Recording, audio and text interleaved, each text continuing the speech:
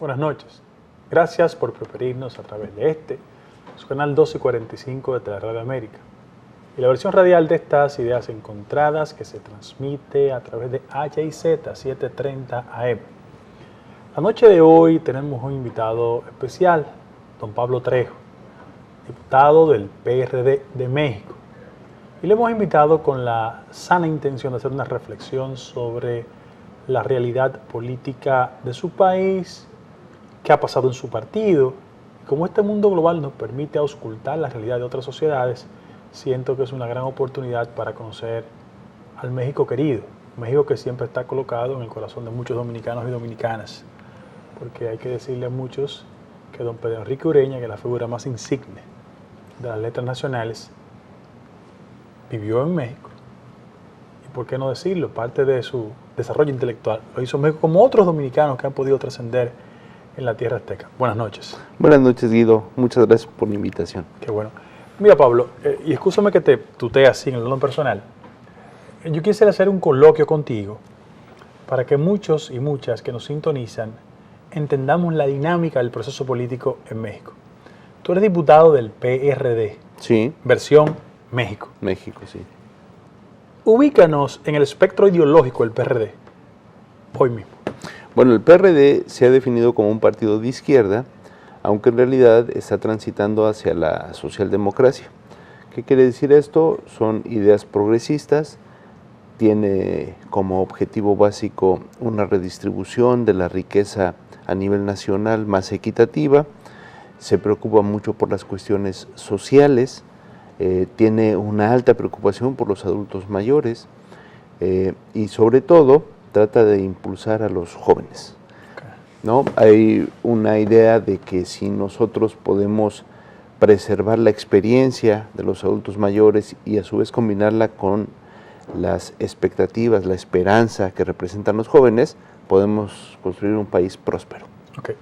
Mira, Pablo, los que seguimos los acontecimientos internacionales podemos percibir una dinámica en los cambios políticos en México.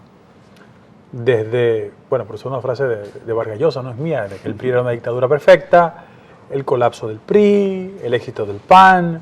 ¿Qué ha pasado entre un Salinas desacreditado, Zedillo, 2 periodos del PAN, la vuelta al poder del PRI? ¿Tú no puedes explicar qué ha pasado en el contexto de que tu organización política estuvo al triste ganar las elecciones y una maniobra desplazó a López Obrador? Haznos un recuento de lo que ha pasado en México. Bueno, de hecho, antes de Carlos Salinas de Gortari, el PRI ya se había decidido a dar un cambio en la política económica con un estilo neoliberal, a ultranza, y vino dándose un deterioro. En el 88, cuando el ingeniero Cuauhtémoc Cárdenas crea el Frente de Partidos, que es el Frente Democrático de Reconstrucción Nacional, nosotros seguimos asegurando que ganamos esa vez la elección. No, ahí le robaron las elecciones. Y por un artilugio, técnicamente, claro, la perdimos. Después viene toda una crisis económica a raíz de estar... La crisis del tequila. Exactamente. Y además de estar señalando falsamente que la economía estaba bien, que fue el periodo de Carlos Salinas de Gortari, después el doctor Zedillo más o menos enderezó el asunto económico, pero se dedicó tanto a la economía que olvidó la política, y ese es uno de los puntos que hace que el PRI pierda el poder y se dé la alternancia con el Partido de Acción Nacional. Pero en ese proceso emerge la figura del subcomandante Marcos. En el 88, sí. Después de que se cae el sistema, de que no se reconoce que el ingeniero Cuauhtémoc Cárdenas ganó las elecciones, surge un movimiento armado. Zapatista, encabezado por el comandante Marcos, sí. ¿Dónde está Marcos ahora mismo? Sigue en Chiapas, siguen haciendo un trabajo social, sigue emitiendo opiniones de una forma muy, muy radical. También yo creo que ha hecho falta en este proceso de transformación, porque si Marcos hubiera definido su posición política con Andrés Manuel López Obrador, que es la segunda vez que nos roban la elección, esa coalición ganaba el poder. Ganaba el poder, evidentemente. Y además no solo esa coalición, había otras fuerzas políticas que al final de la carrera electoral se deciden concursar por separado, y eso es lo que no permite que Andrés Manuel alcance esa pequeña diferencia que... ¿Qué elementos condujeron, más allá del deterioro de 71 años de gobierno, a que el PAN, partido de derecha, conservador, ganase el poder en 2 periodos consecutivos? Bueno, hubo varias cosas. La primera es que los mexicanos ya estaban hartos de lo que estaba ocurriendo con la conducción del PRI. Básicamente el mal endémico que tenemos muchos países de Centro y Sudamérica, la corrupción, había dado al traste, al hartazgo con la población, y lo que estaban buscando era un cambio. En ese momento surge una figura pintoresca que es Fox, y atrae los reflectores. Se logra incluso que algunos miembros del propio PRD digan que se utilice lo que se llama ya el voto útil, que significa, no importa que no sea de un partido político, pero para la victoria. Exactamente, pero se le da el respaldo a Fox. Fox es uno de los presidentes que gana con mayor legitimidad esa elección, pero cuando vienen la hora de las decisiones, romper con los viejos esquemas, simple y sencillamente no actúa, le da continuidad a lo que ya se viene dando y pierde el control de ciertos aspectos. Por ejemplo, el control de los grupos de delincuencia organizada empiezan a resurgir, empiezan a multiplicarse y nos empiezan a llevar a un problema que todavía no alcanzamos a resolver. Pero también su sucesor asumió una política de combate a la criminalidad con niveles de muertos propios de una guerra. Sí, en el caso de Calderón, bueno, antes de llegar a Calderón yo quisiera hacer un paréntesis. Después de la presidencia de Fox, Andrés Manuel tuvo la oportunidad de ganar. Nosotros decimos que es la segunda vez que ganamos la elección presidencial y que nos la vuelven a arrebatar. Aquí lo que jugó... La distancia fue menos de 1%. No, pero mucho menos. Fueron muy poquitos votos lo que hizo la diferencia, pero en realidad quienes fortalecieron a Calderón fueron los poderes fácticos. Fácticos, claro. Él es un tecnócrata. Así es. Y bueno, una de sus banderas es la lucha frontal contra el narcotráfico, nada más que nosotros hemos insistido en que lo que faltó fue inteligencia. O sea, el narcotráfico no es un asunto de policías y ladrones, ni de fuerzas armadas contra delincuencia organizada, sino es un esquema integral al que hay que atacar, dando oportunidades de trabajo, haciendo que los jóvenes tengan acceso a la educación. En México tenemos que 50.000 personas murieron como resultado de esos enfrentamientos. Más de 50.000. Las cifras oficiales. Más de 50.000 personas, y lo grave de todo esto es que no era solo entre el ejército y la delincuencia organizada los muertos. Hubo muchos daños colaterales, muchos ciudadanos comunes y corrientes que se atravesaban en el fuego, fueron muertos en ese tiempo. Ok. Pablo, vamos a la primera pausa, con tu permiso, volvemos con estas ideas encontradas. El programa entero de hoy lo vamos a dedicar a reflexionar sobre México, sus perspectivas políticas y hablar del PRD, que es el partido del diputado por el DF, invitado esta noche con nosotros, Pablo Trejo. Pausamos y cuando regresemos volvemos con estas ideas encontradas.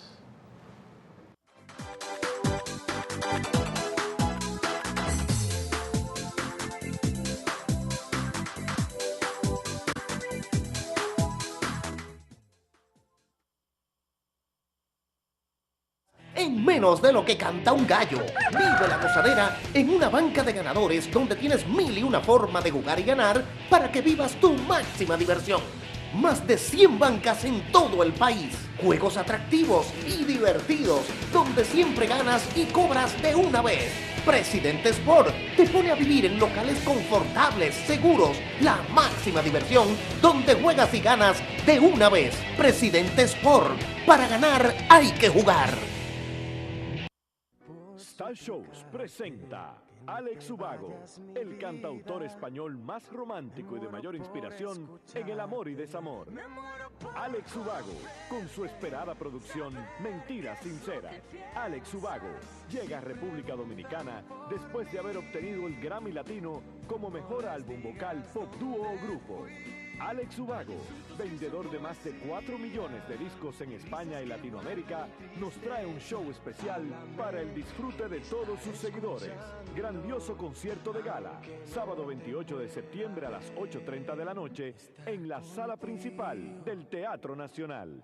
Información y boletos a la venta en la boletería del Teatro Nacional, Ticket Express y Club de Lectores del Listín Diario. Aceptamos todas las tarjetas de crédito. Invita.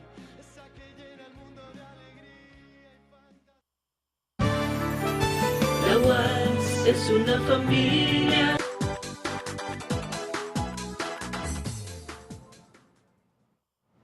Volvemos con don Pablo Trejo hablando en estas ideas encontradas sobre México. Pablo, yo quiero que en este bloque del programa hablemos de cuáles han sido los factores, de tu punto de vista, que han imposibilitado el triunfo del PRD, López Obrador fundamentalmente. O sea, ¿qué ha pasado que siempre va adelante, le arman una especie de coalición de fuerzas, los poderes fácticos obran en contra de él e impiden? Además hay un argumento de que su personalidad es el principal obstáculo para él ser presidente de México. Bueno, Andrés Manuel es una figura política y un líder importantísimo, cuenta con un carisma incuestionable, es un encantador en el ardid de la política, tiene muchos seguidores, él es muy firme con algunas decisiones, le interesa mucho la población menos protegida, la más pobre, tiene muy buenos mecanismos de comunicación y hace clic con ese tipo de población, pero es muy radical en algunas ideas. ¿Qué es lo que ha pasado en estos procesos? Andrés Manuel tenía una ventaja muy amplia, perdió un poco el contexto de las cosas, hubo un primer debate entre los candidatos presidenciales, él no quiso asistir porque decía que estaba muy por encima de donde iban estos candidatos y eso le costó. Mediáticamente, uno de los poderes fácticos son los medios masivos de comunicación. Claro, Televisa, y entonces, que apostaba al candidato del PRI. Exactamente, y entonces utilizaron los medios de comunicación para decir pues, que era un soberbio, que no se presentaba porque creía que ya había ganado. Eso, más otros tipos de errores, por ejemplo, los discursos radicales, donde calificaba al presidente Fox como un pájaro muy ruidoso que hay en México que se llama chachalaca, ¿sí? Y eso lo hicieron público. Luego vino una guerra sucia completamente, a tal grado que decían que Andrés Manuel era un peligro para México. Y finalmente... Es un instrumento que ha usado históricamente la derecha en América Latina. Así es, así es. Aquí lo usaron contra Peña Gómez, contra Hipólito, es una forma de manipulación de los poderes fácticos. Y lo comparaban con el comandante Chávez y sacaban tomas de cuando él hizo algunas protestas por la intención de privatizar el petróleo en México, y entonces lo pintaban como una persona violenta, y eso le fue menguando su fuerza política. Y finalmente Andrés Manuel no tuvo la capacidad para ser objetivos de sentarse a dialogar con los grandes empresarios de México para ver cuáles serían las condiciones de construcción de la política económica que pudiera llevar en su gobierno, y eso pues, evidentemente le costó el poder. Yo creo que si hubiera evitado dos cosas fundamentales en eso: haber asistido al debate y por otro lado sentarse con los empresarios a discutir cuáles serían las políticas económicas, yo creo que Andrés Manuel sin duda hubiera sido presidente de México. ¿Tú qué hablas de cómo en la democracia moderna el tema de los medios de comunicación juega un rol importante? En el caso de México está fuera de discusión ese tema, por el poder específico que tiene Televisa y otras redes de telecomunicación. Yo quisiera hacerte una pregunta. ¿Cómo también esos medios catapultan al actual presidente Peña Nieto? ¿Y qué rol juega Arturo Montiel y esa estructura tradicional del PRI en reconstruir un partido y reconducirlo a su vez al poder? ¿Qué pasó en México? Bueno, estos 12 años que estuvo Acción Nacional en el poder, lo que hizo el PRI fue aprovechar todas las coyunturas. ¿Qué significa esto? Si se equivocaba el gobierno, inmediatamente salía a señalar que se habían equivocado, y mientras estuvieron preparando a quien iba a ser el candidato. Y prepararon todo un cuento, todo un cuento de ensueño, donde ponen a un político guapo, lo casan con una actriz de televisión. Aquí guapo es agresivo. Buen mozo, elegante. Elegante. Sí. Y lo casan con una actriz de moda. Sí. Empiezan a manejarse algo que se llamó ya infomerciales. ¿Qué quiere decir? En su condición de gobernador lo ponían en unos infocomerciales a él demostrarse como una persona eficiente. Exactamente. Era parte de una alianza de Televisa.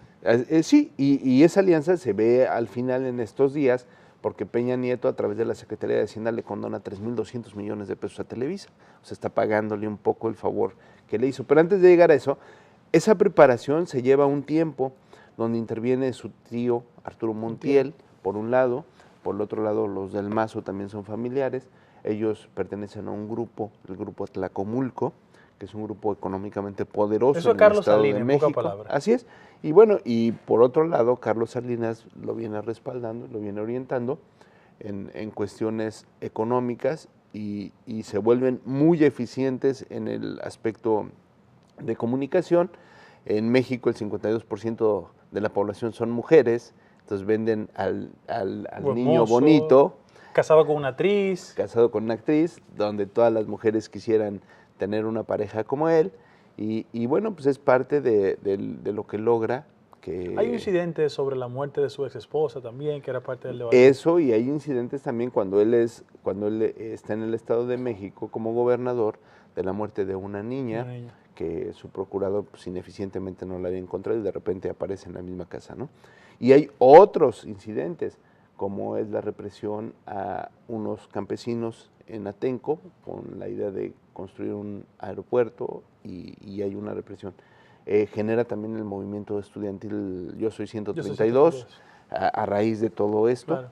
Y bueno, a pesar de todo ello, la construcción en los medios de comunicación y la construcción de esa imagen que le hicieron a Enrique Peña Nieto les da buen resultado y les alcanza para ganar. Además, se aderezó todo eso con viejas prácticas electorales, tarjetas de débito para comprar mercancías en el los súper, supermercados. tarjetas de débito Aquí con tenemos un dinero doctorado en eso. para operadores, pero vamos. Aquí el PLD hizo un PhD en la UNAM allá sobre ese tema. Y entonces, eso en conjunto con la buena imagen, en conjunto con la falta de información de la población, en conjunto con las percepciones, utilizaron las encuestadoras como medios para generar inducir exactamente. Todo eso en conjunto les dio el resultado para volver a llegar a la Pablo, presidencia. el eje de las políticas del actual presidente Peña Nieto, él estableció una especie de pacto sobre temas esenciales con demás fuerzas políticas. El PRD está vinculado a ese pacto. ¿En qué consiste el pacto? Bueno, se llama Pacto por México. Personalmente considero que los pactos son cochupos. En México, cochupo quiere decir arreglos entre las cúpulas, donde cada quien saca ventajas personales y no hay ventajas generales a la población. Él está hablando de México. Cualquier coincidencia con la República Dominicana es pura ironía. Y este Pacto por México lo que pretende es llevar a cabo las reformas estructurales que requiere el país para que podamos tener mejores condiciones económicas. ¿Cuál ha sido el resultado? Que ha generado un conflicto interno ahora sí que al interior del PRD por una sencilla razón. Hay dos corrientes de expresión, una un poco más radical que la otra. Los más radicales dicen que los que están en el pacto son colaboracionistas, que van por intereses personales y no intereses generales. Y bueno, afortunadamente se les ocurre privatizar la industria petrolera y entonces eso vuelve a unificar al partido para pues manifestarse en contra de esas disposiciones.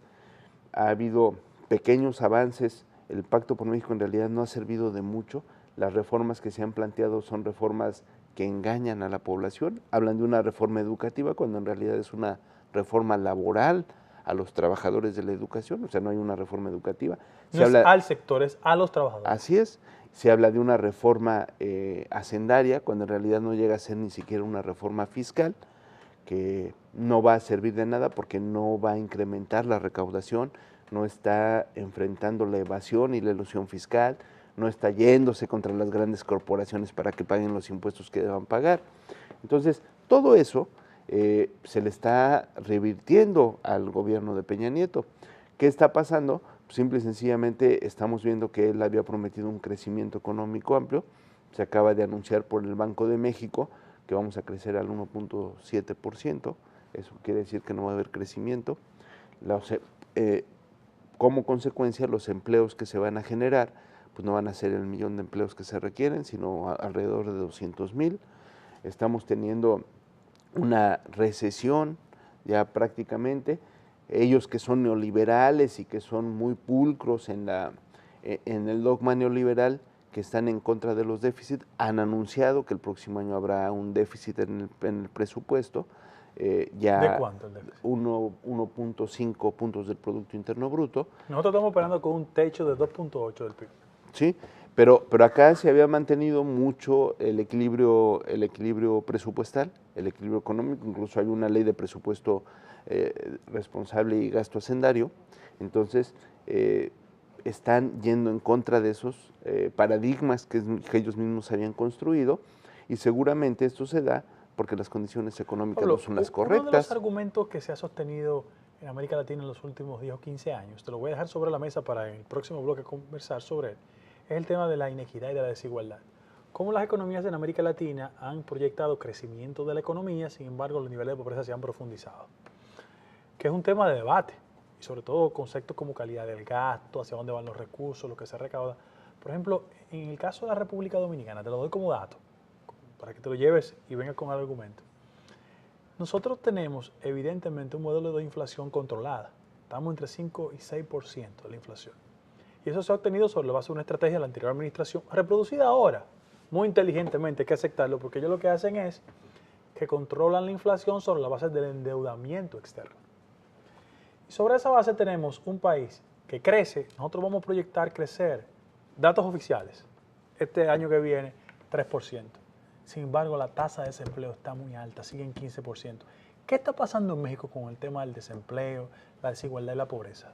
Te lo dejo sobre la mesa y cuando regresemos, volvemos con estas ideas encontradas.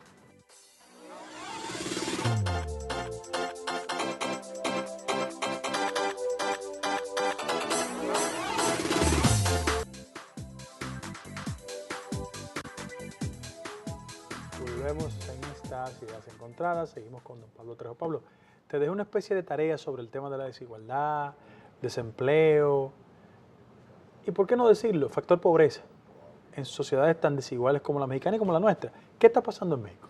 Bueno, fíjate que estamos viendo fenómenos de una contracción del mercado interno provocada básicamente por los salarios mal remunerados.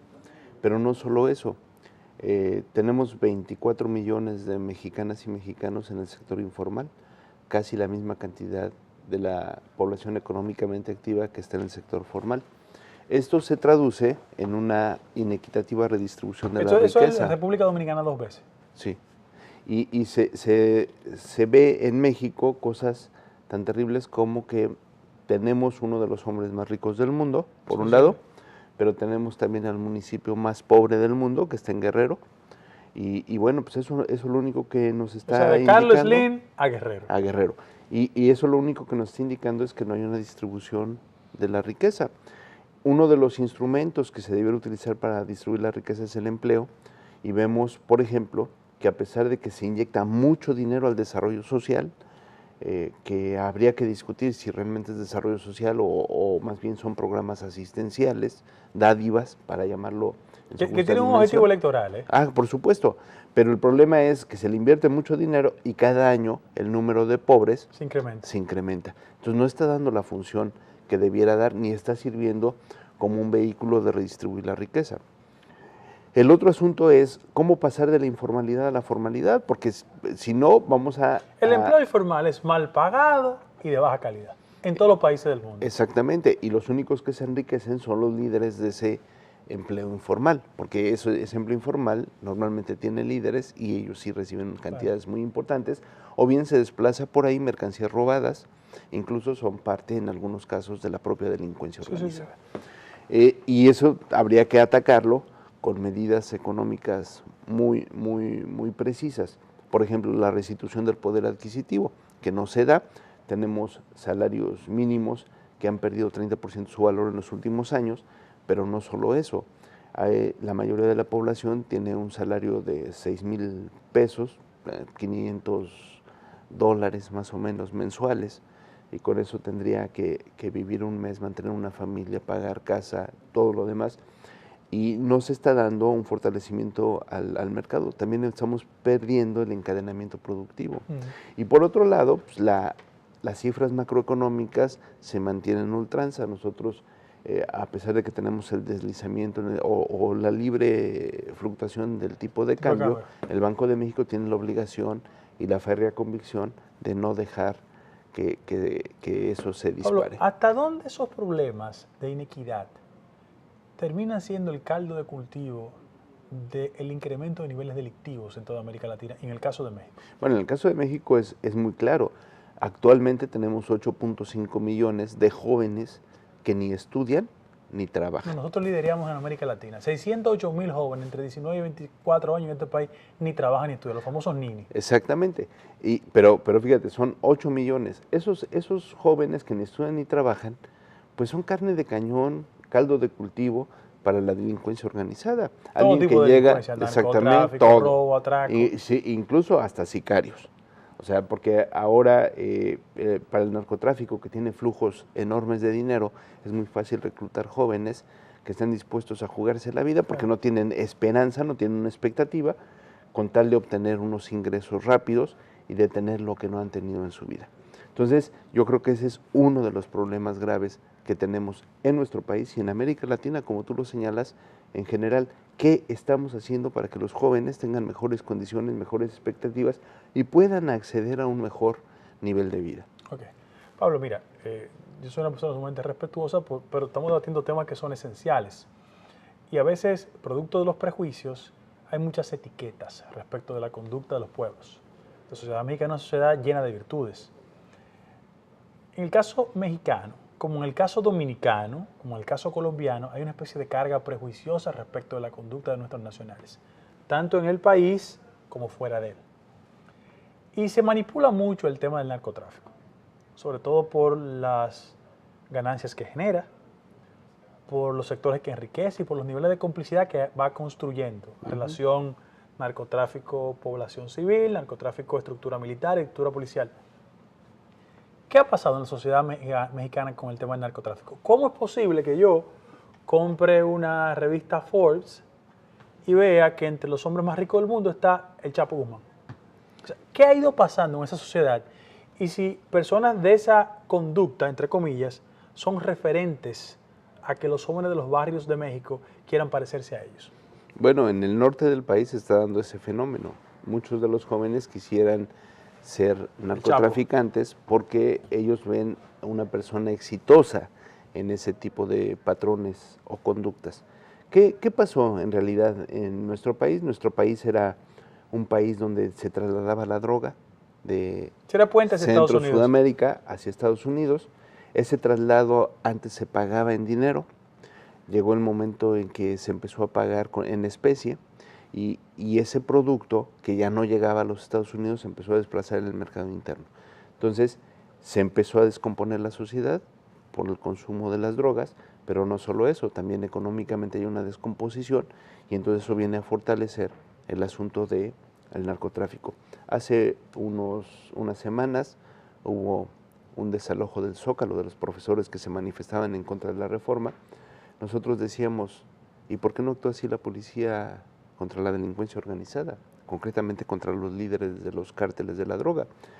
Pero por otro lado tenemos una discusión ahora sobre la posibilidad de despenalizar el uso concretamente de la marihuana, que sería una forma de desinflar económicamente, ¿no? Acaba de pasar en Uruguay como proyecto de ley. Así es, y se está discutiendo en nuestro país actualmente. Incluso el expresidente Fox ha participado en algunos foros a favor de que se despenalice el uso de la marihuana. ¿Cuál es el efecto que se busca? Pues que esté controlada, que no se pueda vender de manera libre como se hace, que no se infle por ser un artículo prohibido y que pueda haber mayores controles, ¿no? Ellos eso dicen que causaría un impacto importante en los líderes del narcotráfico porque les quitaría el poder económico que tienen. Habría que ver si es cierto ese resultado y cuál sería la consecuencia. ¿Dónde se sienten más los efectos del narco? ¿En los grandes centros urbanos o en el interior de México? Fíjate que en nuestro país desafortunadamente es en el interior de la República donde estamos viendo las consecuencias. Concretamente en el norte del país es donde se dan este tipo de encuentros desafortunados. Tenemos Ciudad Juárez, tenemos Durango, tenemos Coahuila, Sinaloa, donde prácticamente es donde se están dando estos fenómenos. Explícanos el fenómeno de los Zetas. ¿Por qué surge? Bueno, los Zetas originalmente eran unos militares que fueron adiestrados para combatir el narcotráfico, que se separan del ejército mexicano y que pasan a formar parte de la delincuencia organizada, entonces son delincuentes con formación militar. Ok. Mira una cosa, yo siempre he sostenido la tesis de que la administración norteamericana anualmente da una certificación respecto del comportamiento de nuestros países en materia de narcotráfico. ¿Cómo eso ha afectado anualmente la relación México-Estados Unidos? Fíjate que ahí traemos ahora sí que ideas encontradas, Sí. porque ¿con qué calidad moral un país te puede dar una certificación cuando él no hace nada para El tratar 68% de del abatir, consumo del mundo está en las calles de exactamente, Estados para Unidos. abatir el consumo? Cuando ellos tomen medidas y traten de erradicar el consumo, entonces los países productores no van a tener posibilidad de vender. Es un problema de mercado, ¿eh? Exactamente. Y entonces, yo digo, ¿con qué calidad moral alguien que te está demandando ese tipo de productos te puede dar una calificación? ¿O con qué calidad moral te pide que no lo hagas si sus habitantes son los que te están demandando ese tipo de productos? Ok. Hay otro eslabón en la relación México-Estados Unidos que es el tema migratorio. Pienso que es el que tiene más presencia por el flujo masivo de migrantes de origen mexicano, latino, hacia Estados Unidos. ¿Cómo tú ves ese tipo de relación? Bueno, pues complicada. Se han hecho muchos intentos para que la migración sea legal. Yo creo que en este sistema globalizado que ha promovido Estados Unidos, en estos tratados de libre comercio, Sí. debiera estar... Famosos TLC. Exactamente, debiera estar incluido el tema migratorio, como lo hizo la Unión Europea, donde así como las mercancías, también la fuerza de trabajo puede transitar libremente en los países que son miembros de ese tratado o de ese acuerdo comunitario, donde lo que se está promoviendo es un mercado común. Claro. Cosa que Estados Unidos no ha querido aceptar por varias razones. Uno, fundamentalmente, es el económico. En la medida que sea ilegal, a él le va a salir más barato, barata, claro. Y los costos se reducen. Exactamente, y no genera una competencia real con los propios habitantes de los Estados Unidos. Además, se ahorran muchas cosas, entre ellas la seguridad social, entre otras. Pero yo creo que más allá de eso, tendríamos que verlo de manera integral, porque mira, nosotros pedimos mucho respeto para los migrantes mexicanos en Estados Unidos, y es lamentable que el gobierno nacional no actúe de la misma manera con nuestros hermanos migrantes de Centroamérica, claro, que a veces solo utilizan al país como corredor puente para llegar a los Estados Unidos. Claro. Fíjate una cosa, sigue muy efervescente en algunos círculos en México la actitud crítica hacia esa hostilidad histórica de Estados Unidos hacia ustedes. Sí, sigue siendo crítica, a lo mejor ya no tanto como era antes, más bien lo que nosotros estaríamos buscando es cómo con nuestras condiciones internas, con nuestras posibilidades, asumir que esas personas que emigran hacia los Estados Unidos tendrían el derecho a obtener un empleo digno, bien remunerado en nuestro país. Okay. ¿Qué impacto tiene en la economía local mexicana esa presencia masiva de mexicanos fuera de sus fronteras? No, bueno, nosotros tenemos 3 fuentes de divisas importantes. La primera es el petróleo, la segunda son las remesas, esto es los flujos de dinero que llegan de los migrantes a México, y la tercera es el turismo. Entonces, así de importante es el tema. En la República Dominicana el 8% del PIB, las remesas. Y eso que nosotros solo tenemos alrededor de 3 millones de dominicanos fuera de la República Dominicana. La mayoría se concentra en los Estados Unidos, pero las remesas tienen un peso específico en la economía dominicana. Sí, igual. O sea que cuando la economía norteamericana va mal y la española, eso impacta de forma desfavorable en la República Dominicana. Igual nos pasa a nosotros, hay muchas poblaciones en el país, por ejemplo en el estado de Zacatecas, poblaciones o municipios que viven de las remesas que mandan los migrantes. En Oaxaca pasa exactamente eso lo mismo. Pasa aquí. Aquí hay una demarcación en Santiago, que es una de las provincias más grandes del país, que le dice, es un distrito municipal, le dicen Savannah Church, que es Savannah Iglesias. Vamos a una pausa y cuando regresemos, ¿no?, con Pablo Trejo en estas ideas encontradas.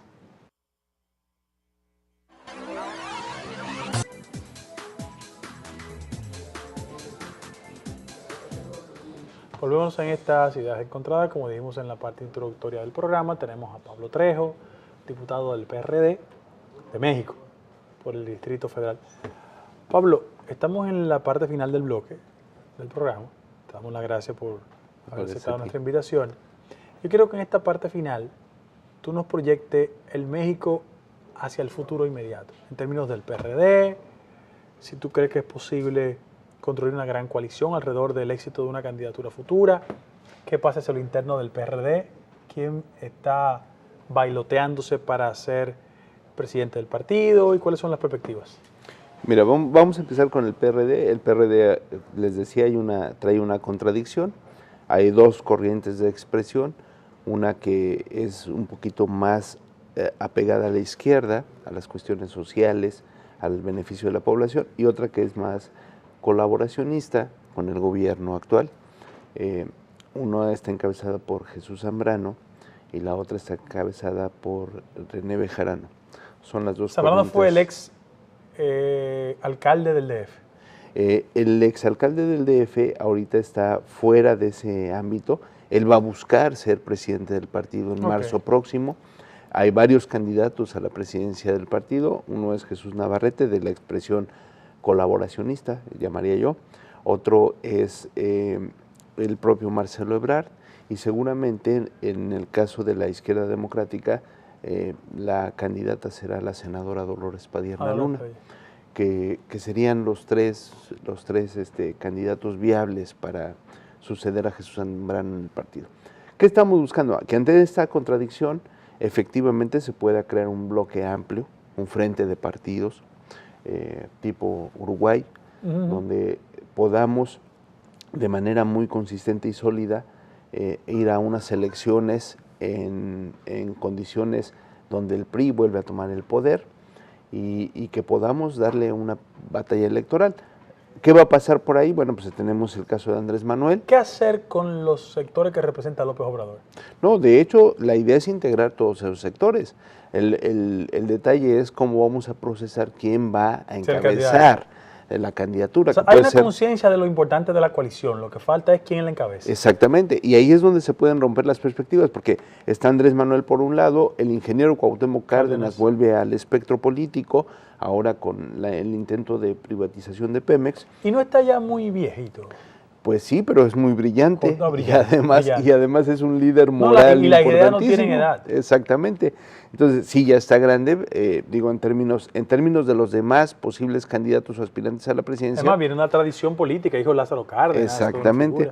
Pero vamos, si quieres te pongo los candidatos o los posibles candidatos. Andrés Manuel, estaría Marcelo Ebrard, estaría el ingeniero Cuauhtémoc Cárdenas, y seguramente estará el alcalde actual de la Ciudad de México, que es el doctor Miguel Ángel Mancera, y que este alcalde, el PRD lo llevó como una tercera vía, porque no se ponen de acuerdo. Es una persona egresada de la sociedad civil, que emerge de ahí, es un doctor en Derecho, y que en la última elección para el Distrito Federal sacó el 68% de los votos. ¿Por qué ustedes son tan fuertes en el DF?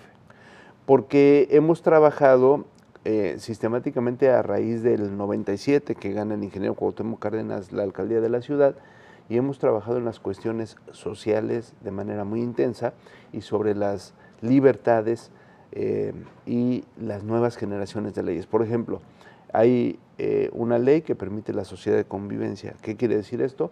Que las personas que tienen preferencias sexuales diferentes pueden convivir, porque es en términos jurídicos cómo pueden darle certeza a su patrimonio. Hay un asunto sobre la posibilidad de que las mujeres decidan sobre su cuerpo, en el sentido, el tema del aborto, que si bien es cierto que es polémico, hay cosas que son verdaderamente lamentables que no se pueden hacer. Por ejemplo, en el caso de que el producto venga mal, pues ellos tienen la posibilidad de hacer eso, está hasta un determinado periodo donde se puede practicar esto. Hemos avanzado también en las cuestiones de transparencia, de acceso a la información, y hemos avanzado en las cuestiones sociales. Hay apoyo para los hijos de las madres solteras. ¿Y eso fortalece la propuesta del PRD en el DF? Sí, en términos reales lo que están viendo es una realidad entre lo que planteamos en las cuestiones sociales con lo que hacemos. Hay un programa que se llama Prepa Sí, donde de manera universal todos los jóvenes tienen derecho a una beca siempre y cuando estén estudiando el nivel bachillerato, y eso ha permitido que la deserción escolar se reduzca. Y tenemos el programa insignia de Andrés Manuel, el apoyo universal para los adultos mayores. Ok.